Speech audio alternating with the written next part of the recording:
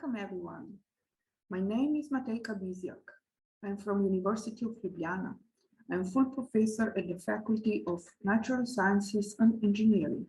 My teaching and research activities deal mainly with weaving, clothed production, mechanical properties, and functionalization of woven structures. For the CleanTech course, I have prepared first part of the Unit 5.3 on the topic of garment production in circular economy. The rest of the unit have been prepared by full Professor Alenka Pavko-Čudan and Assistant Professor Živa Zupin, both from the same institution. Here is the slide with the content of the unit where we are going to talk about contemporary processes for sustainable garment assembly production. In this chapter, we introduce sustainable sewing and stitch-free seaming technologies, Industry 4.0, as well as we clarify what sustainable garment manufacturing is. Then, about zero-waste garment and non-garment manufacturing, and also about different approaches of zero-waste design. This will be followed with the chapter about eco-labeling of garment and non-garment products and benefits of eco-labeling. In the end of the unit, you will learn about innovative concepts of profitable circular opportunities in the clothing sector. Let's begin with the lectures. First, we will talk about contemporary processes for sustainable garment assembly production. Companies in the garment and non-garment sector have to deal with the question of how to survive in a global market with rapid changes and high expectations. Possible solutions include the transformation of conventional manufacturing, where process should be changed towards a flexible production system capable of delivering orders to customers as early as possible. Technology trends offer interesting opportunities, meaning big data in combination with production, automation, and also product technology innovations have the potential to make manufacturing more precise, but also more local and sustainable. Advanced technologies increase operational efficiency through improved product planning and production processes. Potential benefits include increased speed, shorter delivery times, and lower costs, as shipping times are shortened and inventory levels are reduced. Now we will talk about contemporary processes for sustainable garment assembly production. When it comes to improving sustainability in the garment industry, manufacturers need to change the way garments are designed and produced, shipped, purchased, used, and recycled. The trends in the garment industry can be briefly summarized as follows: customization, digital printing, and new challenges with digital microfactories. New business model of personalized production through the influence of Industry 4.0 promotes sustainable aspects by reducing energy consumption and chemicals, as well as reducing the amount of textile waste. With the modern IT, which networks the entire production process, and through the use of 3D visualization and AV technologies, as well as the involvement of the customer in the product design, it is possible to fulfill a personalized order in the shortest possible time. In the next 5 slides, we are going to discuss sustainable sewing and stitch-free seaming technologies.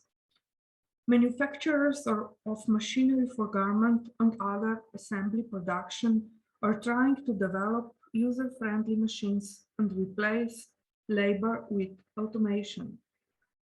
The bottleneck in production is still sewing, which is only partially digitized, although the level of automation is high in the initial stages of product design and development and in cutting.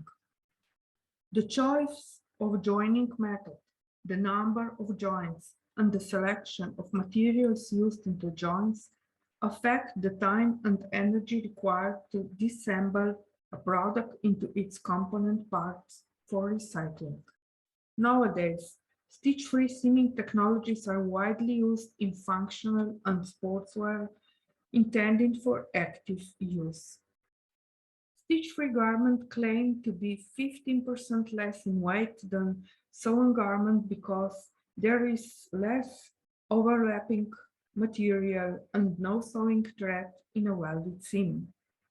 Less overlapping also means that the seamless garment can be sewn faster and with less fabric waste. Stitch-free technology can take the form of either welding or bonding, which are two different concepts. Welding fabrics means that parts of only synthetic fabric are joined together by heat and pressure, either directly or with the application of a tape. Bonding fabrics can be performed on any type of fabric by placing a heat-activated material between the fabrics. Digital Microfactory is a small, highly automated, flexible, and technologically advanced production facility that has a wide range of process capabilities. It requires less floor space compared to the traditional large factories, and the factory's energy and raw material consumption is also lower, resulting in less waste and less emission. In addition, Microfactory also reduce labor costs because the factory is highly automated using artificial intelligence and robotics. They are usually located in close proximity to the customer and thus eliminating the need for a costly distribution network. Another aspect is that products manufactured in mass production are standard products, and any change in product design drives up costs significantly. In a typical microfactory, a change in product design can be made at almost no additional cost. Some of the microfactories in the garment industry even make each piece to the customer specifications. Another difference lies in the sales strategy. In the traditional manufacturing model, products are first produced in large quantities and then brought to the market through various sales channels. In the microfactory concept, products are manufactured only after a confirmed order from the customer. We certainly cannot avoid talking about Industry 4.0 in garment production. Industry 4.0 integrates new IT concepts, including cyber-physical system, Internet of Things, and big data. These concepts offer a solution to the future problem of labor shortages and how to minimizing human impact at all stages of production to increase productivity.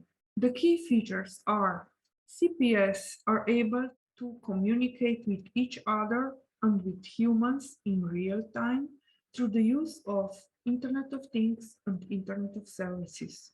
Virtualization. Sensor data is connected via simulation models in a virtual environment. Autonomous management. CPS makes its own decisions by determining the optimal decisions based on the big data collected and processed.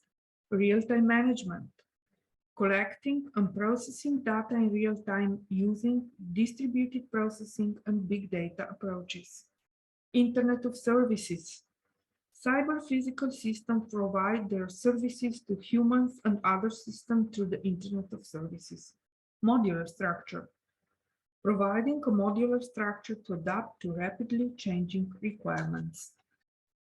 The key benefits of Industry 4.0 are flexibility, higher quality, productivity, and scalability, control and transparency, lower operating costs and lower delivery times, customer satisfaction, and customization. The main challenges of the proposed smart factory with 4.0 concept are high investment cost, security of digital data, technical challenges, lack of global standards, need for highly skilled jobs. Proposed innovative approaches to Industry 4.0 production should include digital information transfer, predictive maintenance, intelligent human or robot technology for cutting, intelligent manufacturing, robotic quality control, identification labels. Innovative approaches in garment industry management to meet Industry 4.0 requirements should include digital end-to-end integration, wireless sensor networks, 3D product design, real-time customer order tracking, real-time production planning, real-time product tracking, real-time employee performance management, real-time supplier performance management, production line balancing, human-robot collaboration in warehouse management, real-time warehouse management, sewing training with augmented reality. Globalization and mass production with goal to make more profit can harm factory workers and other weak members of the supply chain. That's why it is important to talk about fair trade. Fair trade establishes guidelines for the production of clothing that limit the basic model of free trade and focus on the following: the environmental sustainability of production, the promotion of sustainable materials, improving working and living conditions for workers, focus on the quality of garment production with longer delivery times. And it also refers to a brand or individual product that has been certified and labeled by an independent organization. The World Fair Trade Organization has established 10 principles that members should follow. They should support producers with uncertain economic situations so they become self-sufficient. Transparency and accountability for all partners.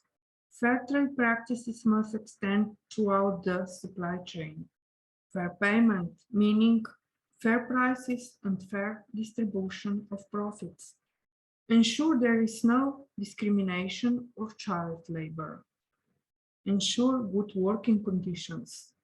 Support marginalized workers to improve their skills. Promote ethical trade and respect for the environment. I'm now giving the floor to my colleague, Živa Zupin. Thank you for the work. I will present two chapters: zero waste garments and non-garment manufacturing, and eco-labeling of garment and non-garment products. We will start with zero waste garment and non-garment manufacturing. So, what is zero waste? Zero waste means a product or process that eliminates waste materials within the fashion industry. A zero waste garment is systematically designed to avoid wasting materials. The concept of zero waste means that everything is reduced and nothing is discarded. Zero waste encourages designers to minimize and even eliminate the waste that is created in textile industry, both pre and post-consumer. The criteria of zero waste garment ideally should include visual appearance, garment fit, cost, sustainability, manufacturability. There are few considerations a designer should have overseen during the design process of zero waste garment, and it is: the garment type and its basic shape will influence how designers implement the zero waste concept. The fabric width and the length of the fabric will influence how the designer or pattern maker decide on how to implement the zero waste concept according to the garment type. Fabric type. Designers should understand the characteristics of the fabrics and how it influences the visual appearance of the garment. Silhouette. An appropriate block should be used according to the type of fabric or garment. Fixed area. The number of fixed area in the pattern plot should not complicate the process. Specific features. There should be a consideration on what and how to apply specific feature or details in the garment. Construction and finishing. Details on closure and other supporting details will need future consideration in order to comply with the zero waste concept. Pattern pieces. Develop a system on how to document pattern pieces to assure future sustainability in the design process. In zero waste design, the pieces of pattern of design are joined together in such a way that no fabric is wasted in cutting process. Spaces between the pattern pieces are eliminated. Zero waste is an answer to fast fashion, but it has been around for centuries. Many traditional garments, such as Japanese kimono and the Indian sari, are made in zero waste technique. There are many approaches and techniques of zero waste design, including draping, pattern cutting, and knitting. There are a number of ways to achieve zero waste fashion. We will explain some of the techniques. Pattern planted cows. Garment pattern block formed in the traditional fashion are combined to form the basic shape of the garment, and all pieces are assembled. Jigsaw puzzles. Eliminating waste by cutting out small pieces from a single piece of fabric and fit all the pieces together like a puzzle. Geocut technique. Using pattern pieces cut in geometric shapes like squares, triangles, and circles. Cut and drape. Various techniques such as cutting, draping, folding, steam molding, and machine and manual sewing are used. Direct panel on loom is technique that uses an electronically controlled loom to weave made to measure garment section. Seamless knitting, also one of the zero waste technique. Knitwear is produced in a whole pieces three-dimensionality directly on the knitting machine. 3D printing. A garment at large scale can lead to zero waste production. We will continue with eco-labels of garment. This chapter presents the eco-labeling of garment and non-garment products.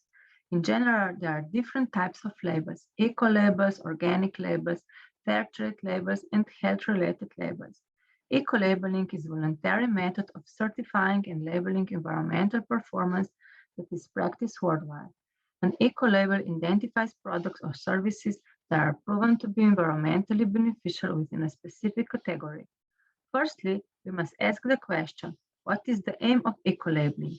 Eco-labeling aims to promote products that have a reduced environmental impact throughout life cycle, to encourage customers to change their consumption patterns and use resources and energy more wisely. It allows consumers to identify products that are environmentally safe, made from environmentally friendly materials, and do not contain chemicals that are harmful to the users.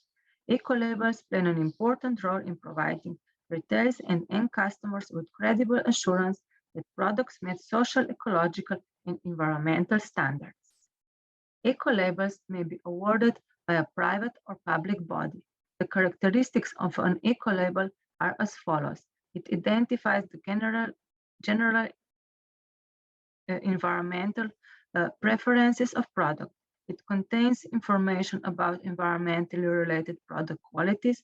It is a tool for customers to identify environmentally safe products. It ensures that the manufacturer has used eco-friendly raw materials and ingredients. It is an additional product quality that can be used as a marketing tool. It ensures a reduced impact on environment. It increases the sale value of product. The 5 factors used to measure the effectiveness of eco-labels are customer awareness of eco-label, customer acceptance of eco-label, its credibility and understanding, change in customer behavior, changes in manufacturer behavior, net gains for the environment. The first 4 of the factors listed serve to support the last. The benefits of the eco-label including the following. Global marketing, the manufacturers and retailers come under pressure to comply with international eco-labels. Improved product quality, substance in fabric that could be harmful to customers are eliminated. Financial savings, savings on water, chemicals, and energy are achieved through process optimization and improvements. The International Standard Organization ISO has classified voluntary labels into three typologies: type 1, 2, and 3. Type 1 is awarded by third party that grants a license authorizing the use of eco-labels on products that indicates an environmental performance within a category based on life cycle consideration. Type 2 eco-labels are informative and self-declaration of environmental claim. They are based on common terms, definitions, and symbols. Type 3 eco-labels provide quantifiable environmental data prepared by a qualified third party and verified by that or another qualified third party. They provide qualified product information reports on performance in multiple qualification areas such as social responsibility, ecological performance, toxic reduce. In continuation, some of the most frequently used eco-labels are presented.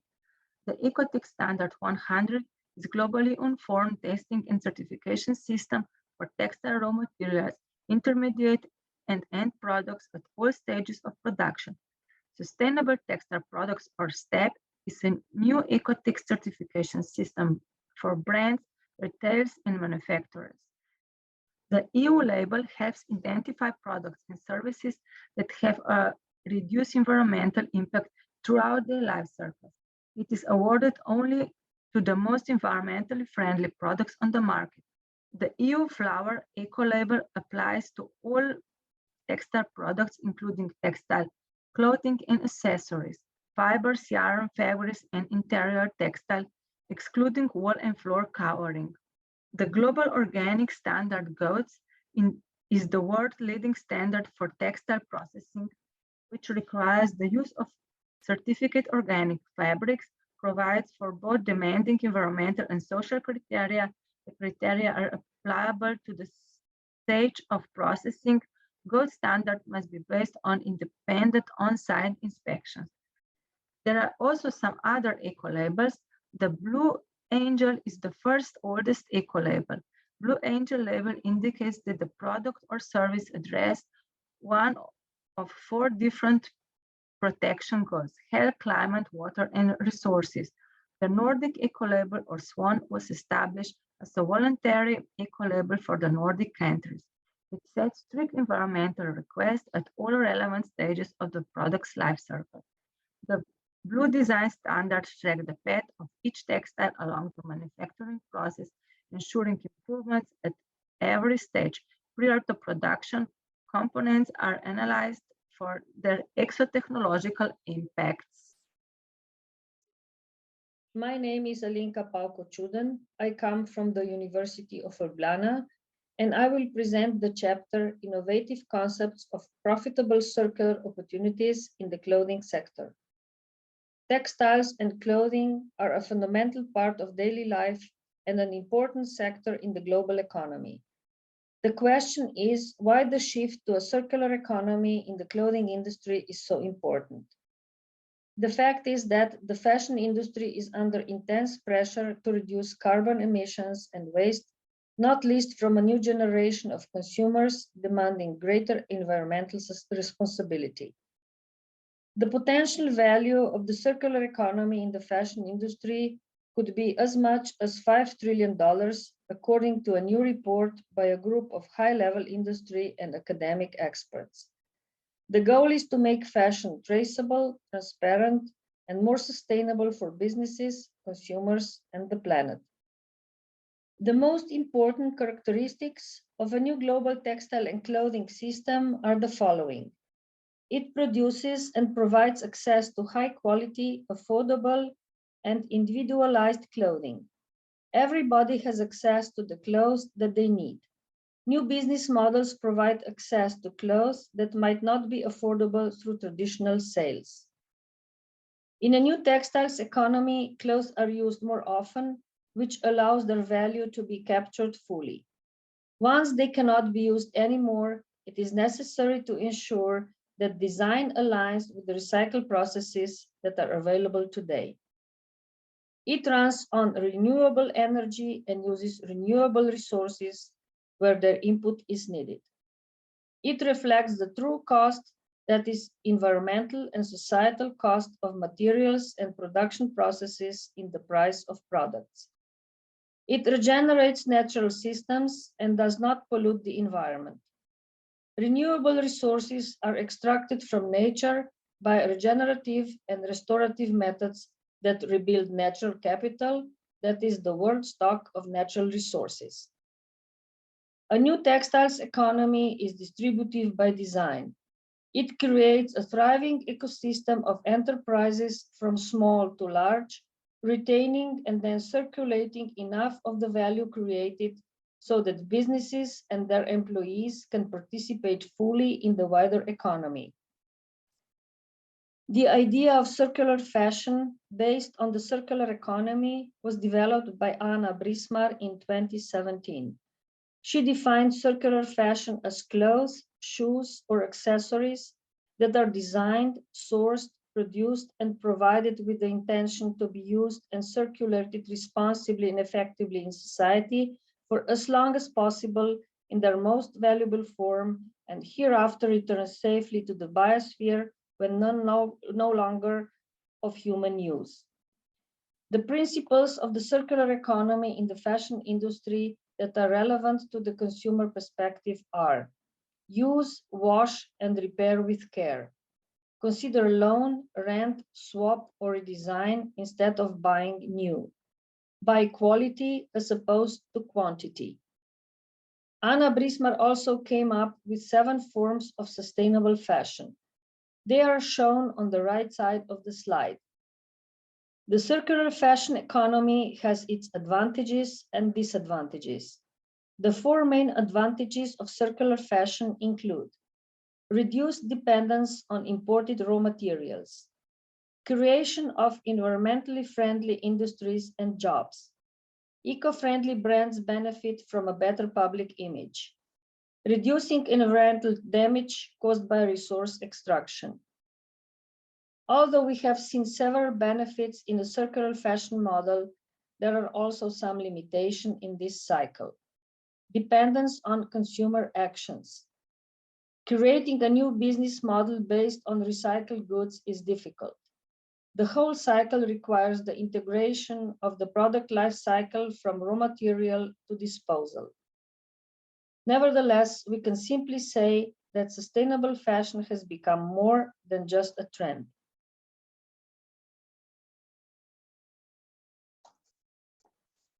Innovative sustainable concepts in textiles and clothing economy include various possibilities such as resale, clothing for rent, upcycling of clothes to non-clothing designers' products, do-it-yourself upcycling, as well as producer-customer interaction, repair, amendment, return. Consumers want variety, sustainability, and affordability. In more and more categories, they are choosing to rent goods rather than buy them outright, which is a fundamental evolution in consumer behavior. This trend is driven in part by the younger generation's hunger for novelty, while at the same time being committed to sustainability. The pioneer platform for rental is Rent the Runway, and the concept was followed by other platforms such as Her, Higher Street, Booking, On Loan, Rotaro, Endless Wardrobe, By Rotation, Null, Fashion Pass, and other. The main support and promotion is offered by the media and influencers. The rental concept also coincides with a very popular living and space-saving concept launched by Marie Kondo. There are also concerns related to clothing rentals due to the need for more frequent cleaning and transportation. Similar to the fashion industry, which has taken steps to reduce its environmental footprint in recent years, the interior design industry is also implementing innovative concepts of sustainable upcycling. For example, Fabric, a France-based company, is working to recycle textile waste into bricks which are said to have excellent thermal and sound insulation properties. In addition to cotton, polyester, elastane, and chlorofiber can be used in the process. Using an environmentally friendly adhesive, these wastes are first mixed and then pressed into a brick. Do-it-yourself, or so-called DIY upcycling, has also become applicable in today's world. Textile techniques occupy people in their free time as hobbies. They have therapeutic potential as they train memory and motor skills. They can be incorporated into educational projects. Finally, DIY has made its way into fashion as a counterweight to the fashion industry. Over the past decade, manufacturers' attitudes toward consumers have changed, and new approaches have led to improved customer service and collaboration. Both resale and rental have been on the rise in recent years, and the fashion industry increases its efforts to become more sustainable. Resale has gained massive popularity in recent years as people increasingly turn to second-hand and vintage to shop more sustainably and resell the clothes they no longer want. While the initial boom was primarily driven by younger consumers, buyers of all ages are now participating. The importance of repair, alteration, and restoration extends the life cycle of products and prevents them from needlessly ending up in landfills. Repairing clothing sends a clear message that we do not want more, we want better. With the rise of mending clothes with monograms and personalized patches, customizing clothes, for example, with hand embroidery, has become popular again.